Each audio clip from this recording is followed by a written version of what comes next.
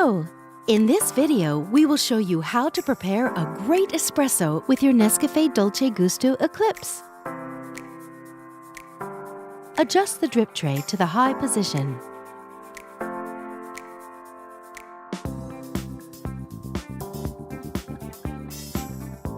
Place your cup.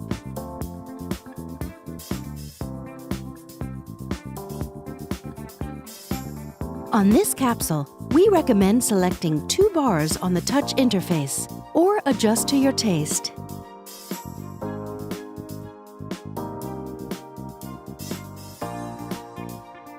Place the espresso capsule in the capsule holder.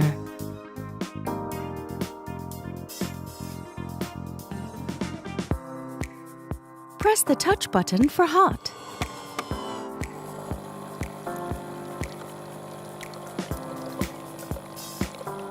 Once the coffee flow has stopped, the power button blinks red. Don't remove the capsule holder until the power button turns steady green. You may notice a flashing orange capsule icon. This displays every time you use the machine. It is a reminder to remove the capsule.